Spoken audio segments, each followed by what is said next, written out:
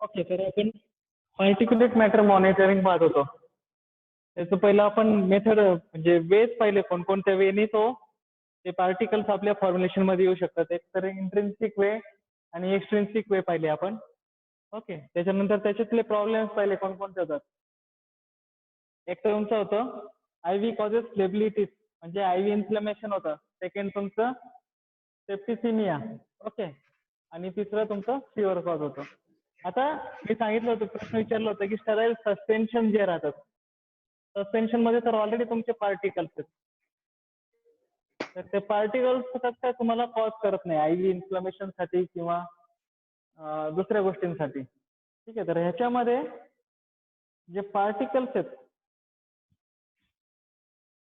त्याची साईज दिलेली 50 micrometer. Okay, 50 micrometer maximum size असते सस्पेन्शन मध्ये. Okay, but this is the maximum and 20 micrometer should be minimum size for suspension. Okay, हा जो criteria फक्त suspension साठी आहे. बाकीच्या मध्ये मॅक्झिमम साईज जी आहे नॉर्मल तुमचं क्लिअर सोल्युशन जे आहेत आय व्ही किंवा इंट्रा आर्टेरियल त्या केसमध्ये 10 मायक्रोमीटर एवढंच पाहिजे. हे डायमीटर जे आहेत हे डायमीटर तुमच्या व्हेन्सच्या डायमीटर पेक्षा कमी आहेत, त्यामुळं आय व्ही ब्लॉकेज वगैरे तसले प्रॉब्लेम होत नाही. ओके, तर एक क्रायटेरिया आहे पार्टिक्युलेट मॅटर साठी पण, जसं आपण मायक्रो ऑर्गॅनिझम मध्ये पण पाहिलं की एकदम कम्प्लिटली फ्री नाही लागत, तर तसं पार्टिक्युलेट मॅटर मध्ये पूर्णपणे पार्टिक्युलेट मॅटर फ्री असायला नाही पाहिजे. ओके, सो क्रायटेरिया असा आहे, पहिला 50 पार्टिकल्स पर एम एल. तर पार्टिकलची साईज किती पाहिजे? इट शुड बी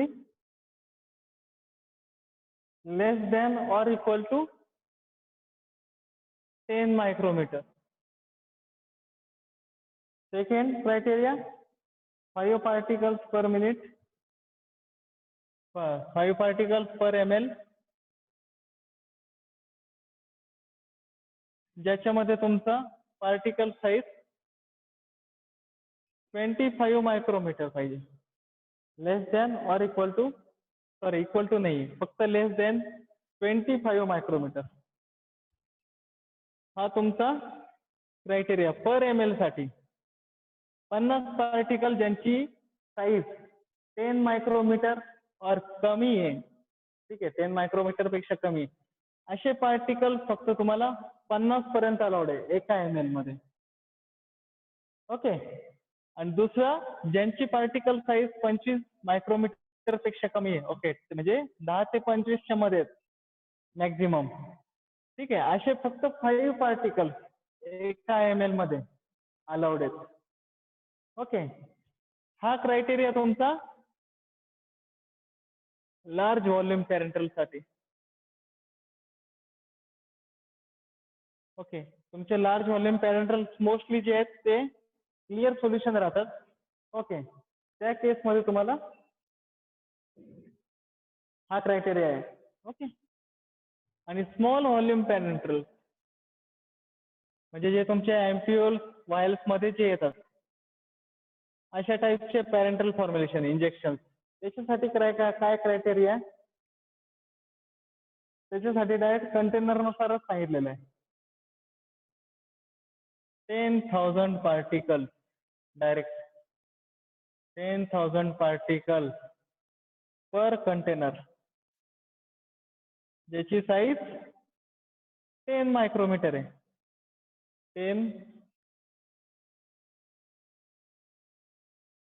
10 मायक्रोमीटर पेक्षा 10 micrometer less than or equal to, ठीक आहे, आणि 1000 पार्टिकल्स पर कंटेनर, असे पार्टिकल ज्यांची साईज 25 मायक्रोमीटर आहे.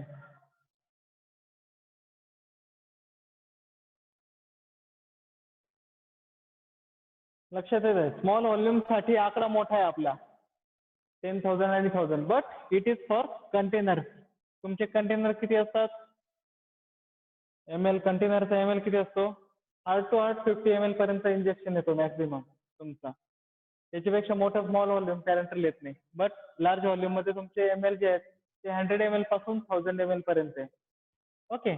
तो त्या केसमध्ये आपण पर ml फक्त क्वांटिटी पार्टिक्युलेट मॅटरची काढणार की किती पार्टिकल्स आहेत. त्याच्यात 50 पार्टिकल्स 10 मायक्रोमीटर साठी आणि 5 पार्टिकल्स 25 मायक्रोमीटर साठी. स्मॉल व्हॉल्यूम मध्ये 10,000 पार्टिकल्स पर कंटेनर, ज्याची साईज 10 मायक्रोमीटर और लेस दॅन 10 मायक्रोमीटर आहे. आणि 1000 पार्टिकल्स पर कंटेनर, ज्याची पार्टिकल साईज 25 मायक्रोमीटर आहे. ओके.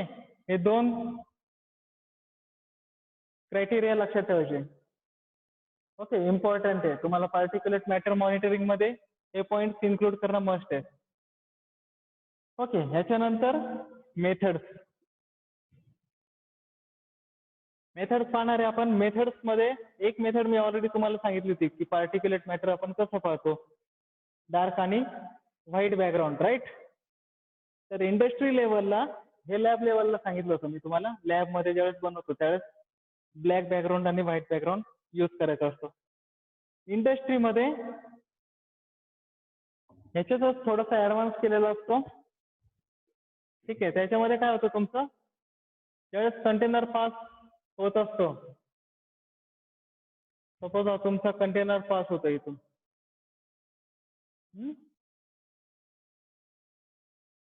ही तुमची व्हायल आहे, तर ह्या इथं एक लाईट लावलेला असतो. ओके. ही लाईट त्या कंटेनरवर पडत असते. बॅकग्राऊंड तुमचा डार्क आहे. ओके. एक डार्क बॅकग्राऊंड आहे, एक व्हाईट बॅकग्राऊंड आहे. ओके. माझी ड्रॉइंग खराब आहे. ठीक आहे, डायग्रामची गरज नाही, तुम्हाला एक एक्सप्लेनेशन साठी सांगितलं फक्त. हा सपोज डार्क बॅकग्राऊंड आहे ज्याला मी लाईन्स मारलेल्या आहेत, आणि हा प्लेन व्हाईट बॅकग्राऊंड आहे.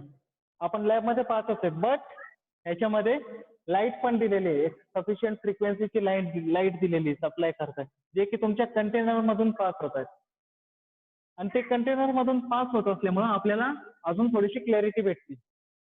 ओके, की त्याच्या समोर काही पार्टिकल्स आहेत का नाही.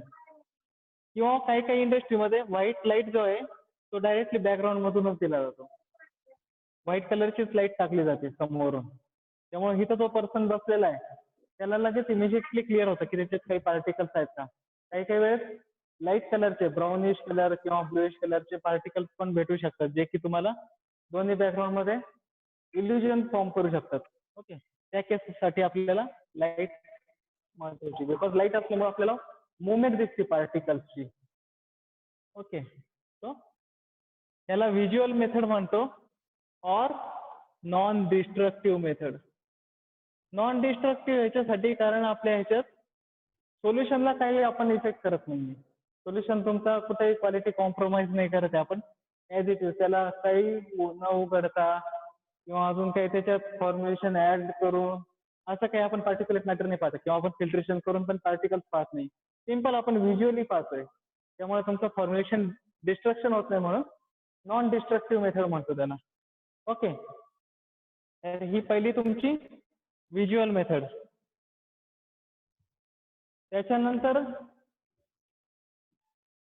नेक्स्ट जे आहे ते दुसरी मेथड जी आहे ती कौल्टर काउंटर मेथड म्हणतो आपण. कौल्टर काउंटर मेथड. कौल्टर काउंटर ॲपरेटस आहे आपल्या लॅबमध्ये. ओके. याच्यामध्ये काय केलं जातं, इलेक्ट्रोड्स वापरले जातात. इलेक्ट्रोड्स माहितीच आहे तुम्हाला सगळ्यांना. ओके. 12th फिजिक्स मुळे एनोड आणि कॅथोड. ओके. आणि इथं तुमचा फॉर्म्युलेशन टाकला जातो. एक एनोड आहे, एक कॅथोड आहे. ओके. पॉझिटिव्ह आहे, एक निगेटिव्ह आहे. याच्यामध्ये काय केलं जातं, तुमचे जे पार्टिकल्स आहेत काही ना काही चार्ज असणार त्या पार्टिकलवर. ओके. आयदर ते निगेटिव्ह असेल तर पॉझिटिव्ह आयन्सकडे अट्रॅक्ट होतील, पॉझिटिव्ह असेल तर निगेटिव्ह आयन्सकडे अट्रॅक्ट होतील. ओके. बट ह्याच्यावरती एक ओरिफिस नावाचा पेपर लावला जातो. ओके. खूप कॉस्टली येतो. जसं आपला फिल्टर पेपर असतो सेम वे ओरिफिस पेपर येतो. खूप त्याची पोरोसिटी खूप थिन आहे अशा टाईपचा. जपानीज लोकांनी त्याचा इन्व्हेंट केलेला आहे. असा पेपर जो आहे तो ह्याला वरतून कोटिंग म्हणून लावला जातो. एनोडच्या वरती पण आणि कॅथोडच्या वरती पण. तर तसं एक मिनिट.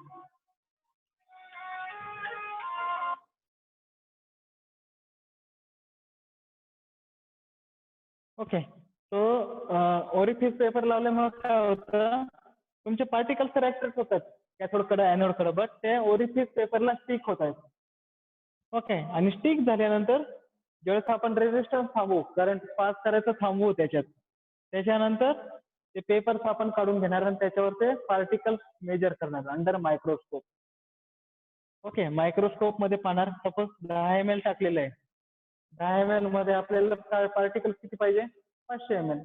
बरोबर. 50 पार्टिकल्स जर पर ml लागतात आपल्याला 10 मायक्रोमीटर साईजचे. तर ह्याच्यात आपण त्या साईजचा ओरिफिस पेपर टाकून मायक्रोस्कोप खाली ऑब्झर्व करणार. That is Coulter counter method. Coulter counter method मध्ये महत्वाचा पार्ट आहे एनोड कॅथोड. रेजिस्टन्स देतो. रेजिस्टन्समुळे चार्ज भेटतो पार्टिकलचा आणि पार्टिकल सेपरेट होतात आणि आपण काउंट करू शकतो. ठीक आहे. तिसरी जी मेथड आहे ती तुमची जी करतात simple technique filtration method.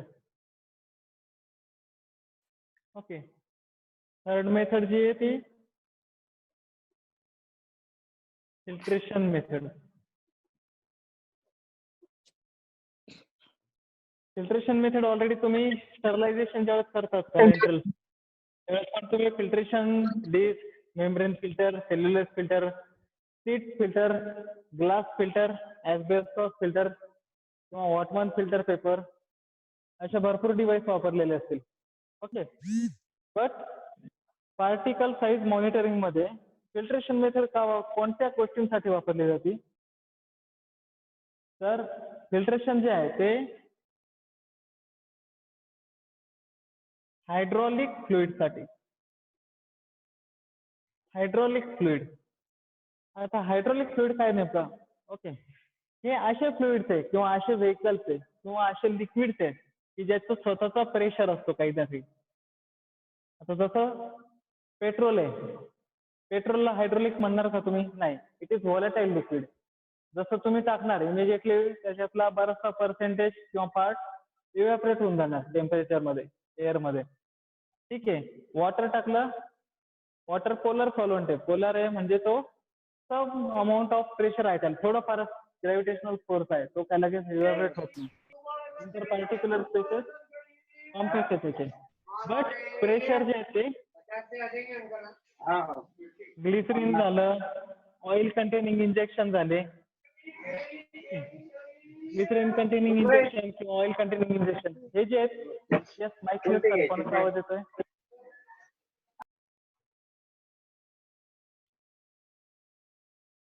Okay. तर हे जे आहेत ग्लिसरीन झाले, ऑइल कंटेनिंग किंवा ऑइंटमेंट कंटेनिंग पण सोल्युशन पाहिले होते आपण. ठीक आहे. असे जे थिक सोल्युशन आहे हायड्रोलिक ज्याला प्रेशर आहे असे लिक्विड्स आपण फिल्ट्रेशन मेथड थ्रू फिल्टर करतो. ओके. आणि त्याच्यानंतर फिल्टर डिस्क करून आपण ऑब्झर्व करतो की किती पार्टिकल्स आहेत त्याच्यात. ओके. तुम्हाला फिल्टर मीडियाची नावं माहिती आहेत? येस, मला एक एक सांगा कोणकोणते फिल्टर मीडिया आहेत. मेम्ब्रेन फिल्टर, मेम्ब्रेन फिल्टर, एक एक एक एक अरुण बताओ पहले कौन? Membrane filter, sinter filter, membrane filter, meta filter, filter. Okay. Sintered glass filter. Okay. Then membrane filter. अजून मेटा फिल्टर, टीज, meta filter, meta filter. Okay. अजून फिल्टर कॅन्डल, फिल्टर कॅन्डल मध्ये आपण फिल्टर वापरतो. कॅन्डल फक्त बाहेरचं इक्विपमेंटचं नाव आहे फिल्टर कॅन्डल. फिल्टर बेस मधला नाही येतो पार्ट. फ्रीज फिल्टर, सीज filter sir. Seitz filter okay Seitz filter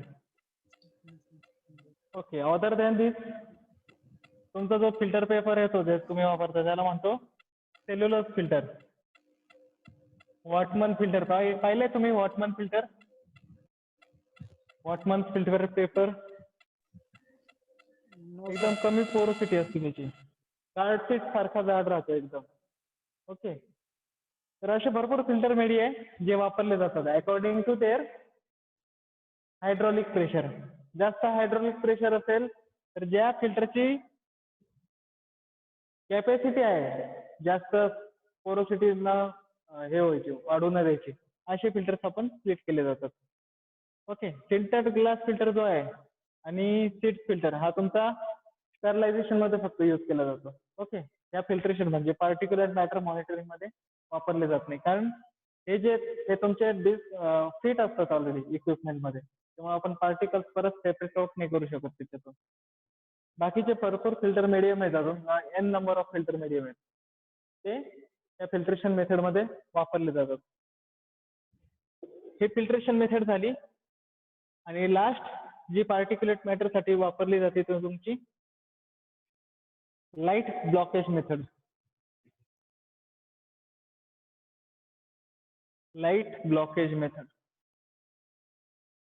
okay जे आजकाल भरपूर ठिकाणी पण वापरली जाते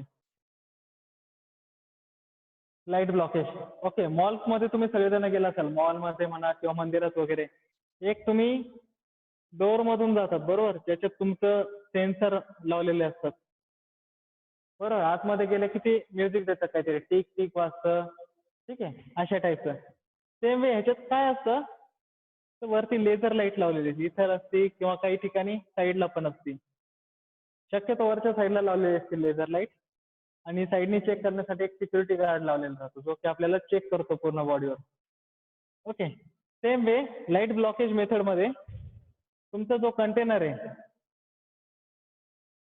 हा कंटेनर आहे सपोज याला इथून एक लेझर बीम पास केली एवढ्या पोर्शन मधून लेझर बीम टाकले जातात पूर्ण आणि इकडे असतो तुमचा सेन्सर ओके हे झाले तुमचे सेन्सर आता तुमचा जो सोल्युशन आहे पूर्णपणे क्लिअर असल्यामुळं तुमची जी लेझर लाईट आहे ती पूर्ण ह्याच्यातून पास होणार क्लिअरली ओके म्हणजे जसे आले तुमचे सेम वे लाईट सेन्सरवर पडणार आणि सांगणार की क्लिअर आहे तुमचं सोल्युशन बट त्याच्यामध्ये जर सपोज काही पार्टिकल्स आले सपोज हे 3 पार्टिकल्स आहेत त्याच्यात तर ही जी इथून लेझर बीम येते हिथून स्कॅटर्ड होणार स्कॅटर्ड पाहिलंय तुम्ही म्हणजे 2 साईडला डिवाइड होणार आणि सेन्सरला दुसऱ्या ठिकाणीच पडणार स्कॅटर जसं होत आहे इमिजिएटली तुमचे सेन्सर त्याच्यात सांगतात की पार्टिकल साईज किती त्या फॉर्म्युलेशन मध्ये ओके डिजिटल आहे हा इक्विपमेंट त्याच्यामधून लेझर लाईट पास केली जाते तिकडे सेन्सर्स असतात ओके आणि त्याच्यातून तुमची पार्टिकल साईज फक्त काढली जाते तुम्हाला फक्त ह्याच्यात एवढंच मेन्शन करायचं आहे असं डायग्राम वगैरे काढायची गरज नाही ओके ह्याच्यामध्ये तुमचे जे पार्टिकल्स आहे जे मुवमेंट होतीये ओके मुवमेंट झाल्यामुळं लाईट स्कॅटर्ड होतीये आणि स्कॅटर्ड लाईटमुळं त्याच्यात पार्टिक्युलेट मॅटर्स आपल्याला डिटेक्ट होतात ओके हे महत्वाचे तुमचे सिलेबस मधले 4 मेथड पहिली मेथड होती आपली कोणती पार्टिक्युलेट मॅटर मॉनिटरिंग मधली पहिली मेथड कोणती Visual method. Visual method or non-destructive method. Non-destructive method. Non-destructive method. Visual method. Second method कोणती होती? Holter counter Counter. method. Holter counter method. तिसरी Filtration method. चौथी Light blockage method. Light blockage method visual method मध्ये आपण dark आणि light background dark आणि white background with light वापरलाय. Okay. Coulter counter मध्ये रेझिस्टन्स इलेक्ट्रोलाइट. करंट पास केलंय, resistance वापरलाय, एनोड कॅथोड वापरलेत आणि ओरिफिस पेपर वापरलाय. हा शब्द खूप महत्वाचा, ओरिफिस. ओके. ओरिफिस पेपर शिवाय कोल्टर काउंटर मेथड होत नाही. फिल्ट्रेशन मेथड मध्ये आपल्याला फिल्टरिंग डिस्कचे नाव, फिल्टरिंग मीडिया वापरतो. अंडर मायक्रोस्कोप आपण ऑब्झर्व करतो. आणि लाईट ब्लॉकेज मेथड मध्ये तुमचे लाईट पास करतो सोल्युशन मधून.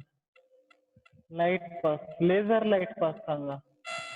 लेझर लाईट पास करतो आणि सेन्सर्सवर चेक करतो. अदर दॅन दिस. ओके. या व्यतिरिक्त काही टेस्ट आहेत अजून ज्या की शिकायला नाही, फक्त इनलिस्ट करायचं तुम्हाला. मायक्रोकेमिकल टेस्ट,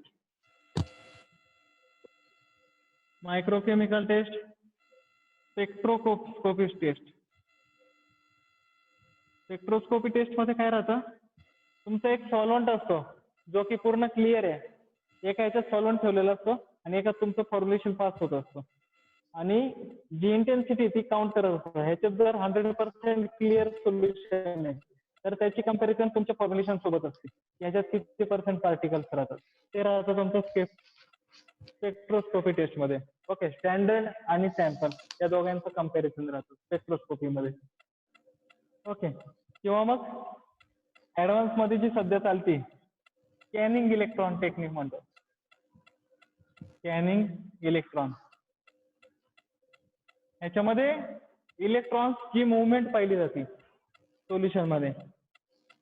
हे तुम्हाला एक्झामला गरजेचं नाहीये, फक्त एक्सप्लेनेशन साठी सांगितले. तुम्हाला महत्वाचे फक्त एवढेच आहे, visual method, Coulter counter, filtration, light blockage. Okay. हे 4 मेथड तुम्हाला एक्झाम मध्ये विचारले जातील. 4 मार्क्सला क्वेश्चन येऊ शकतो पार्टिक्युलेट मॅटर मॉनिटरिंग साठी. त्याच्यात तुम्हाला लिहायचंय की पार्टिक्युलेट मॅटर फॉर्म्युलेशन मध्ये कोणत्या वेने येऊ शकतात. इंट्रिन्सिक वे, एक्सट्रिन्सिक वेने एक. ठीक आहे. सेकंड, सिग्निफिकन्स लिहायचं आहे. सिग्निफिकन्स मध्ये पार्टिक्युलेट मॅटर्स आले तर त्याच्यामुळे काय काय होऊ शकतात. ओके. डायरेक्ट प्लेन मध्ये पण लिहू शकतात. डिसीजची नावं नाही लिहिली तरी चालतील. आयव्हीचं इन्फ्लमेशन होतं. ओके. वेन्सचे इन्फ्लमेशन होतात, ब्लडची टॉक्सिसिटी होती किंवा फिवर येतो. ओके. या 3 गोष्टी मेन्शन करायच्या. नंतर सिग्निफिकन्स झाल्यानंतर तुम्हाला आयडियल ज्या प्रॉपर्टीज आहे, स्पेसिफिकेशन फॉर पार्टिक्युलेट मॅटर. ठीक आहे. त्याच्यात आपण लिहिलं होतं लार्ज व्हॉल्यूम साठी किती पार्टिकल साईज गरजेची आहे, स्मॉल व्हॉल्यूम साठी किती पार्टिकल साईज गरजेची आहे. स्मॉल व्हॉल्यूम पॅरेंटल्स आपण कंटेनर नुसार 10,000 पार्टिकल पर कंटेनर, त्याची size equal to or less than 10 micrometer. Okay. आणि लार्ज व्हॉल्यूम पॅरेंटल मध्ये 10 मायक्रोमीटर साठी किती वापरतो आपण, 50 पार्टिकल्स पर ml. बरोबर. ml मध्ये वापरतो. लार्ज व्हॉल्यूम साठी ml, स्मॉल व्हॉल्यूम साठी कंटेनर. दोनच फक्त पार्टिकल साईज आहेत, 10 मायक्रोमीटर और 25 मायक्रोमीटर. ओके. सस्पेन्शनचं वगैरे मेन्शन करायची गरज नाही, तेवढं डिटेल नाही तुम्हाला. ठीक आहे. तर एवढ्या सगळ्या गोष्टी लिहायच्या आणि त्याच्यानंतर ह्या 4 मेथड, एवढ्या 4 मेथड डिस्क्राईब केला तुम्हाला 4 मार्क्स भेटतात. 4 मेथड डिस्क्राईब करायला 2 मार्क, सिग्निफिकन्सला 1 मार्क आणि वेज जे ज्याने पार्टिकल्स येतात त्याला 1 मार्क. अशा पद्धतीने ते मार्क्स डिवाइड केलेले असतात. ओके. तर हा तुमचा सेकंड पार्ट पहिला आपण पार्टिक्युलेट मॅटर मॉनिटरिंग. त्याच्यानंतर याचा एक स्मॉल पार्ट आहे फॉल्टी सील पॅकेजिंग, जो की मी ऑलरेडी तुम्हाला शिकवलेला आहे की आपण लिकेज टेस्ट कशी पाहतो. अँप्युल्स घेतात, व्हॅक्युम प्रेशर अप्लाय करतात, डाय सोल्युशन राहतो. ठीक आहे. जर तुम्ही त्याला जर लिकेज असेल अँप्युलला किंवा वायरला तर तो कलर सोल्युशन जो आहे तो तुमच्या अँप्युल्स मध्ये फिरलेला असतो, म्हणजे तुमची अँप्युल किंवा वायर लिकेज आहे. ओके. त्या टाइमला फॉल्टी सील पॅकेजिंग आहे, ती आपण नेक्स्ट लेक्चरला पाहू काय राहते. ओके. आजच्यासाठी एवढं भरपूर आहे. एक स्क्रीनशॉट घेतो मी, सगळ्यांनी ऑनलाईन राहा.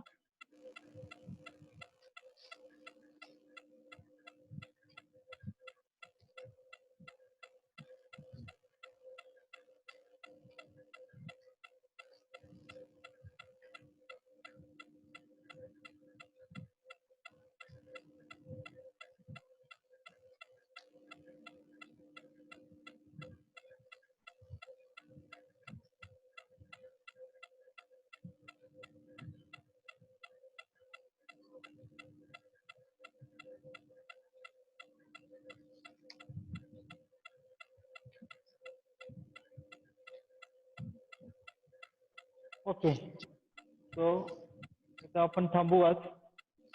Okay, thank you. काही डाऊट आहे का आजच्या लेक्चरमध्ये? येस. एक चौथी मेथड पाहिली होती आपण, ऑब्झर्वेशन अँड रिझल्ट. ती थोडीशी क्रिटिकल वाटत असेल तुम्हाला, वाटलंच तर ते परत रिपीट करू आपण. पूर्ण चॅप्टर रिपीट करणार आहे त्यावेळेस डिटेलमध्ये. आणि पार्टिक्युलेट मॅटर मॉनिटरिंगचे 4 मेथड तुम्हाला समजले असतील. सिम्पल आहे सगळ्या. काही डाऊट आहे अजून?